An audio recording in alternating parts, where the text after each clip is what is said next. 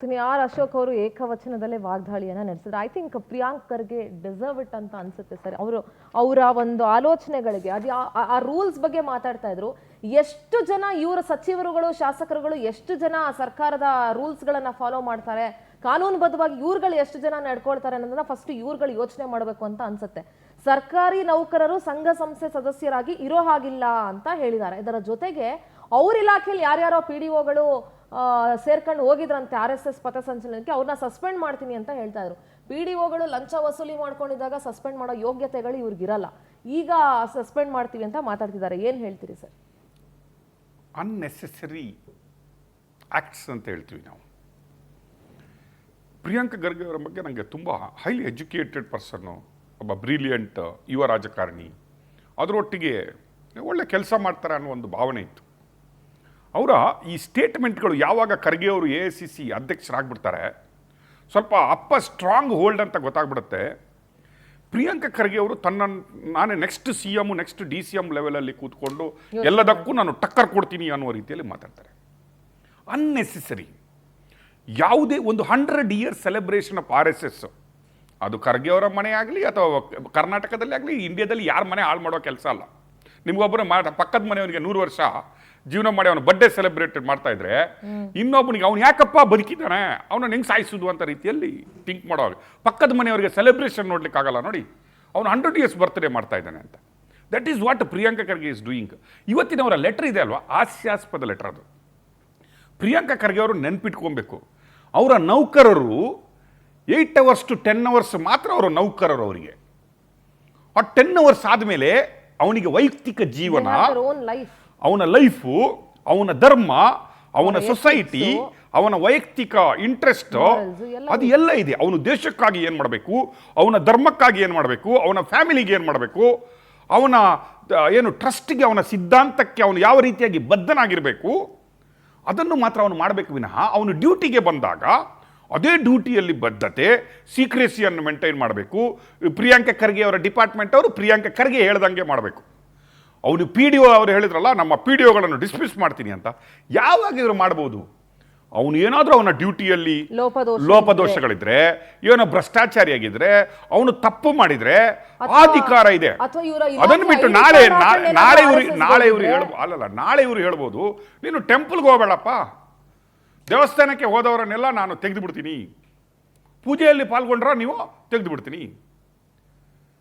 What non sense. ಈಗ RSS ಅವರ ಏನು ಪಥಸಂಚಲನವನ್ನು ಇವರು ವಿಡಿಯೋಗ್ರಾಫ್ ಮಾಡ್ಕೊಂಡ್ಬಿಟ್ಟು ಇವರಿಗೆ ಗೊತ್ತಾಯ್ತಂತೆ. ಯಾವಾಗ PFI ಅವರು ಇಲ್ಲಿ ಮೋರ್ಚಾ ಆಗುತ್ತೆ, ಆ ಕಡೆ SDP ಅವ್ರದ್ದು ನಡೆಯುತ್ತೆ, ಆವಾಗ ಫೋಟೋ ವಿಡಿಯೋ ಏನಾದರೂ ಇವ್ರ ಹತ್ರ ಇದೆನಾ? What non sense is. ಸರ್ಕಾರಿ ನೌಕರರ ಸಂಘಟನೆ ಒಂದಿದೆ ರೀ, ಸರ್ಕಾರದಲ್ಲಿ ಕೆಲಸ ಮಾಡುವಂಥವ್ರು ಎಲ್ಲರೂ ಸೇರ್ಕೊಂಡ್ಬಿಟ್ಟು ಒಂದು ಸಂಘಟನೆ ಮಾಡಿದ್ದಾರೆ. ಗವರ್ಮೆಂಟ್ ಎಗೇನ್ಸ್ಟ್ ಸ್ಟ್ರೈಕ್ ಮಾಡ್ತಾರೆ, ಗೌರ್ಮೆಂಟ್ ಅಗೇನ್ಸ್ಟೇ ಕೂತ್ಕೋತಾರೆ ರೋಡಲ್ಲಿ. ನಿಮಗೆ ಯೋಗ್ಯತೆ ಇಲ್ಲ ನಮ್ಮನ್ನು ನೋಡ್ಕೊಳ್ಳುವಂಥದ್ದು, ಸಂಬಳ ಸಿಕ್ಕಿಲ್ಲ, ನಮಗೆ ಒಂದು ಭತ್ತೆ ಸರಿಯಾಗಿ ಕೊಡ್ತಾ ಇಲ್ಲ ಅಂತ ಹೇಳಿ ರೋಡಲ್ಲಿ ಕೂತ್ಕೋತಾರೆ. ಅದು ಅವ್ರ ಹಕ್ಕ್ರಿ. ಅವನಿಗೆ ವೈಯಕ್ತಿಕ, ಇವನ್ ನಿಮ್ಮ ಸಂವಿಧಾನ, ನಿಮ್ಮ ರಾಹುಲ್ ಗಾಂಧಿ ಇಟ್ಕೊಂಡು ಓಡಾಡ್ತಾ ಇರುವ ಸಂವಿಧಾನ ಇದೆ ಅಲ್ವಾ ಪ್ರಿಯಾಂಕ ಖರ್ಗೆ ಅವರು, ಅದರಲ್ಲಿ ಓದಿ. ಅವನ ಧರ್ಮವನ್ನು ಸಿಲೆಕ್ಟ್ ಮಾಡೋದು, ಒಂದು ಚಳುವಳಿ ಮಾಡೋದು, ಒಂದು ಧರಣಿಗೆ ಸತ್ಯಾಗ್ರಹ ಮಾಡೋದು, ಅದು ಅವನ ಹಕ್ಕು. ಅದನ್ನು ನೀವು ಸಂಘಟನೆಯ ರೂಪದಲ್ಲಿ ನೀವು ಕೊಡುವ ಈ ಸಂಬಳಕ್ಕೆ ಅವನು ಇಡೀ ಲೈಫನ್ನು ನಿಮಗೇನು ಸ್ಲೇವ್, ಅವನು ನಿಮ್ಮ ದಾಸನವನು. ನೀವು ರಾಜಕಾರಣಿಗಳು ಎಷ್ಟು ಚೆನ್ನಾಗಿದ್ರಿ, ಎಷ್ಟು ಸಂಘಟನೆಗಳಿಗೆ ಹೋಗ್ತೀರಿ, ಎಲ್ಲೆಲ್ಲಿ ಹೋಗ್ತೀರಿ. ಈಗ ಅಶೋಕ್ ಅವರು ಹೇಳಿದ್ರು, ನಾನು ಒಬ್ಬ ಸರ್ಕಾರಿ ನೌಕರನಪ್ಪ, ಹಾಗೆ ನೋಡಿದ್ರೆ ನಾನು ಒಬ್ಬ ಪಬ್ಲಿಕ್ ಸರ್ವೆಂಟು. ಎಲೆಕ್ಷನ್ ಆದಮೇಲೆ ನೀವು ಮಿನಿಸ್ಟರ್ ಇದ್ರಿ, ನೀವು ಮನಸ್ಸು ಬಂದಲ್ಲಿಗೆಲ್ಲ ಹೋಗಲ್ವಾ? ನೀವು ದರ್ಗಕ್ಕೆ ಹೋಗ್ತೀರಿ, ಚರ್ಚಿಗೂ ಹೋಗ್ತೀರಿ, ದೇವಸ್ಥಾನಕ್ಕೂ ಹೋಗ್ತೀರಿ. ಹಾಗಾದರೆ ನಿಮ್ಮನ್ನೇನು ಮಾಡಬೇಕು? ನಿಮ್ಮ ಮೇಲೆ ಒಂದು ಕಾರ್ಯಕ್ರಮ ಕೈಗೊಳ್ಬೋದಾ? ಹಿಂಗೆ ಡಿಸ್ಮಿಸ್, ಮಾತೆತ್ತಿದ್ರೆ ಡಿಸ್ಮಿಸ್, ಸಸ್ಪೆಂಡ್. ಏನಂತ ಅಂದ್ಕೊಂಡಿದ್ರಿ? ಸಂಘರ್ಷಗಳನ್ನು ಹುಟ್ಟಾಕ್ಬೇಕಂತನಾ ಸೊಸೈಟಿಯಲ್ಲಿ? ಏನು ಸಾಕಾಗಿಲ್ವಾ ಪ್ರಾಬ್ಲಮ್ಸ್ಗಳು? 2.5 ವರ್ಷ ಬಂದಿದ್ದು ಸಾಕಾಗಿಲ್ವಾ? ಇನ್ನೂ ಎತ್ತಿ ಅದೇ ನಾನು ಹೇಳ್ತಾ ಇದ್ದೀನಿ, ಇನ್ನೂ ಎತ್ತಿಬಿಟ್ಟು ಏನಕ್ಕೆ ಈ ಸಂಘರ್ಷಗಳನ್ನು ಹುಟ್ಟಾಕ್ತೀರಿ? BJP ಹೇಳ್ತಾ ಇದ್ರಪ್ಪ, RSS ಹೇಳ್ತೀವಿ ಸಂಘರ್ಷಗಳನ್ನು ಹುಟ್ಟಾಕ್ತಾರೆ, ಬೇಕಂತಲೇ ಏನೋ ಎತ್ಕೊಂಡ್ಬರ್ತಾರೆ. ಆಯ್ತು, ಈಗ ಏನಕ್ಕೆ ಸಂಘರ್ಷಗಳನ್ನು ಹುಟ್ಟಾಕ್ತೀರಿ? Unnecessary. Why you want this? ನಿಮ್ಮ ಲೆಟರ್ಗೆ ಇಷ್ಟು ಮಾನ್ಯತೆ ಇದೆ ಅಂತ ನಮ್ಗೆ ಈಗೀಗ ಗೊತ್ತಾಗ್ತಾ ಇದೆ. ಯಾವಾಗದ ಮೇಲೆ ನಿಮ್ಮ ಲೆಟರ್ಗೆ ಮಾನ್ಯತೆ ಇದೆ ಅಂತ ಗೊತ್ತಾಗಿದೆ ಅಂದರೆ ಖರ್ಗೆ ಅವರು AICC ಅಧ್ಯಕ್ಷರಾದ ನಿಮ್ಮಂಗೆ ಕೆಲವು ಮಿನಿಸ್ಟರ್ಸ್ಗಳಿದ್ದಾರೆ, ಟ್ಯಾಲೆಂಟೆಡ್ ಇದ್ದಾರೆ. ಅಲ್ಲಿ ನೋಡಿ, ಕೃಷ್ಣ ಬೈರೇಗೌಡ ನೋಡಿದ್ರೆ ಛತ್ರಿ ಹಿಡ್ಕೊಂಡು ಹಾಸನಾಂಬೆಯಲ್ಲಿ ಛತ್ರಿ ಹಿಡ್ಕೊಂಡು ಕೆಲಸ ಮಾಡ್ತಾರೆ. ಅವ್ರು ಲೆಟರ್ ಬರೆಯಲ್ಲ. ಸಂತೋಷ್ ಲಾಡ್ ಅವರಿದ್ದಾರೆ, ಮಾತಾಡ್ತಾರೆ, ಡಿಪೆಂಡ್ ಮಾಡ್ತಾರೆ. ಕಾಂಟ್ರವರ್ಸಿ ಯಾಕೆ ಮಾಡ್ತೀರಿ? ನಿಮ್ಗಿಂತಲೂ ಸೀನಿಯರ್ಸ್ ಇದ್ದಾರೆ. ಈ ಸಂಘರ್ಷಗಳನ್ನು ಯಾಕೆ ಹುಟ್ಟಾಕ್ತೀರಿ? ಅದು ನೀವು ಮಾಡಿದ್ರು ತಪ್ಪೇ, ಅದು BJPಯವರು ಮಾಡಿದ್ರು ತಪ್ಪೇ. ಸಮಾಜವನ್ನು ಒಡೆಯುವ ಕೆಲಸ, ಈ ಸಂಘರ್ಷಗಳನ್ನು ಹುಟ್ಟಾಕುವಂಥ ಕೆಲಸಗಳನ್ನು ಮಾಡಿಬಿಟ್ಟು ಮತ್ತೆ ಮಜಾ ನೋಡಿ ಮನೆಯಲ್ಲಿ ಕೂತ್ಕೊಂಡು. ಎಷ್ಟು ಹೌದಪ್ಪ, ನಾಳೆ ಎಲ್ಲ ನಿಮ್ಮ ನೌಕರರು ಹೇಳ್ತಾರೆ, ಇಲ್ಲಪ್ಪ ನಾವು ಸಂಘಟನೆಗೆ ಹೋಗ್ತೀವಿ, ನನ್ನ ಅದು ಧರ್ಮ, ಎಲ್ಲರನ್ನು ಡಿಸ್ಮಿಸ್ ಮಾಡ್ತೀರಾ? ನಿಮ್ಮ ಹತ್ರ ಆ ಧೈರ್ಯ ಇದೆನಾ?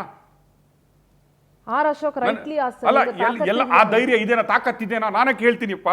ನಾಳೆ ಹಿಂದೂ ಧರ್ಮದವನಾಗ್ಲಿ, ಇನ್ನೊಬ್ಬ ಧರ್ಮದವನಾಗ್ಲಿ, ಅವ್ನು ಹೇಳ್ತಾನೆ, ಹೌದಪ್ಪ ನಾನು 10 ಗಂಟೆ ದುಡಿತೀನಿ, ನ್ಯಾಯವಾಗಿ ದುಡಿತೀನಿ, 11 ಗಂಟೆ ನಂತರ ದೇವಸ್ಥಾನಕ್ಕೆ ಹೋಗ್ಬೇಕೋ, ನನ್ನ ಧರ್ಮಕ್ಕೆ ಹೋಗ್ಬೇಕೋ, ಮಸೀದಿಗೆ ಹೋಗ್ಬೇಕೋ, ಚರ್ಚ್ಗೆ ಹೋಗ್ಬೇಕೋ, ಅದು ನನ್ನ ವೈಯಕ್ತಿಕ ಅಭಿಪ್ರಾಯ.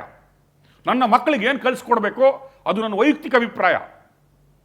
ನನ್ನ ಮಗ RSS ಅಲ್ಲಿ ಇದ್ದಾನೆ, ನಾನು ಕರ್ಕೊಂಡೋಗಿ ಬಿಟ್ಬಿಟ್ಟು ಅಲ್ಲೇ ಕೂತ್ಕೊಳ್ತೀನಿ. ಹೇಳ್ಬೋದು ಸರ್, ಇವರು ನೀವು ಸರ್ಕಾರಿ ಕೆಲಸದಲ್ಲಿದ್ದೀರಾ, ನಿಮ್ಮ ಮಕ್ಕಳನ್ನ ನೀವು ಸಂಘಕ್ಕೆ ಸೇರ್ಸಂಗಿಲ್ಲ ಅಂತಾನೂ ಹೇಳ್ಬೋದು. ನಾಳೆ ಪ್ರಿಯಾಂಕರ್ಗೆ ಹೂ ನೋಸ್. ಅದೇ ನಾನು ಹೇಳ್ತಾ ಇರೋದು. It is possible. ಒಂದು ಲೆಟರ್ ಕ್ಲಿಕ್ ಆಯ್ತಂತ ಇನ್ನೊಂದು ಲೆಟರ್, ಇನ್ನೊಂದು ಲೆಟರ್ ಕ್ಲಿಕ್ ಆಯ್ತಂತ ಇನ್ನೊಂದು ಲೆಟರ್. ಇದೇ ಲೆಟರ್ ಅವ್ರ ಇಲಾಖೆಯಲ್ಲಿ ಬರೀಲಿ ಸರ್. Don't do it. ಅವ್ರ ಇಲಾಖೆ ಉದ್ಧಾರ. ನೀವು ಮೆಚೂರ್ಡ್ ಇದ್ದೀರಿ, ನೀವು ಇನ್ನೊಂದ್ಸಲ CM ಕ್ಯಾಂಡಿಡೇಟ್ ಆಗ್ಬೋದು, ಆ ಯೋಗ್ಯತೆ ಇದೆ ನಿಮ್ಮ ಹತ್ರ. But don't lose it. ಬದುಕಲಿಕ್ಕೆ ಬಿಡಿ ಜನಗಳಿಗೆ. ಧರ್ಮವನ್ನು, ಸಂಘಟನೆಯನ್ನು, ಧರಣಿಯನ್ನು, ಸತ್ಯಾಗ್ರಹವನ್ನು ಆಯ್ಕೆ ಮಾಡುವಂತಹ ಹಕ್ಕು ಇದೆ ಅಲ್ವಾ? ಅದು ಅವನಿಗಿದೆ. ನಿಮಗೆ ವೋಟ್ ಹಾಕುವ ಹಕ್ಕು ಇದೆ ಅವನಿಗೆ. ನೀವು ನೆಕ್ಸ್ಟ್ ಟೈಮ್ ಬೇಕಾ ಬೇಡವಾ? ನಿಮ್ಮ ಸರ್ಕಾರ ನಿಮ್ಮ ಆಯ್ಕೆ ಮಾಡಬೇಕಾ ಬೇಡವಾ ಅಂತ ಅವನಿಗೆ ಹಕ್ಕಿದೆ. ಆ ಹಕ್ಕುಗಳನ್ನು ತುಂಬ ಸಲ ತೋರಿಸಿದ್ದಾರೆ. ಅದರ ರುಚಿ ನಿಮ್ಗೆಲ್ರಿಗೂ ಒಮ್ಮೊಮ್ಮೆ ಕಂಡಿದೆ. Don't do it. ಸಂಘರ್ಷ ಯಾಕೆ? For what you are doing this? ಪ್ರಾಕ್ಟಿಕಲಲ್ಲಿ ಥಿಂಕ್ ಮಾಡಿ, ಪ್ರಾಕ್ಟಿಕಲ್ ಆಗಿ ಥಿಂಕ್ ಮಾಡಿ. Whether is it possible? ನೀವೆಲ್ಲರನ್ನು ರೆಸ್ಟ್ರಿಕ್ಷನ್ ಮಾಡ್ತಾ ಇದ್ದೀರಾ. ಕೂತ್ಕೊಳ್ಳಿಕ್ಕೂ ಹೇಳಲಿಕ್ಕೂ ಏನಾಗುತ್ತೆ ಅಂತ ಗೊತ್ತಾ? ಇದು ಎಲ್ಲಿಗೆ ಹೋಗಬಹುದು ಅಂತ ಗೊತ್ತಾ ನಿಮಗೆ? ಯಾರನ್ನು ಛೇಡಿಸ್ತಾ ಇದ್ದೀರಿ ಅಂತ ಗೊತ್ತಾ? ಬೇಡ, ಡೋಂಟ್ ಡೂ ಇಟ್. ಮಾಡುವಂಥ ಕೆಲಸ ತುಂಬ ಇದೆ ರೀ. ಇನ್ನು ಕೈಯಲ್ಲಾಗದ ಕೆಲಸಗಳನ್ನು ಮಾಡಿ ಅದನ್ನು ಮಾಡಿ ತೋರಿಸಿ. ಗ್ರಾಮಗಳನ್ನು ಅಭಿವೃದ್ಧಿ ಮಾಡಲಿ ಸರ್ ಅವರು. ಗ್ರಾಮಗಳನ್ನು ಅಭಿವೃದ್ಧಿ ಮಾಡಲಿ. ನೀವು ಬಿಜೆಪಿಯವರು ಸರಿ ಇರಲಿಲ್ಲ, ಬಿಜೆಪಿಯವರು ಸರಿ ಇರಲಿಲ್ಲ, ಬಿಜೆಪಿಯವರು 40% ಇದ್ರು, ಬಿಜೆಪಿಯವರು ಏನು ಮಾಡಿಲ್ಲ, ಅವರಿಂದ ಏನು ಕಿತ್ತಾಕ್ಲಿಕ್ಕಾಗಿಲ್ಲ, ನಾವು ಮಾಡ್ತೀವಿ ಅಂತ ಬಂದ್ರಿ. ಏನ್ ಮಾಡಿದ್ರಿ? ಬರೀ ಧರ್ಮ, ಏನ್ ಮಾಡಿದ್ರಿ? ಬೇಡದಿರೋ ವಿಚಾರಗಳೇ. Nothing doing. ಇದನ್ನೆಲ್ಲ ಬಿಟ್ಟುಬಿಟ್ಟು ಸ್ವಲ್ಪ ಮೆಚ್ಯೂರ್ಡ್ ಆಗಿ ಥಿಂಕ್ ಮಾಡಿ. ಅದರ್ ದೆನ್ ದ್ಯಾಟ್ ಒಂದು ಸರ್ವೆ ಮಾಡಿಸಿ, ಸರ್ವೆಯಲ್ಲಿ ಮಾಡಿಸಿ, ಗವರ್ಮೆಂಟ್ನೊಂದು ರ್ಯಾಂಕಿಂಗ್ ತಗೊಳ್ಳಿ.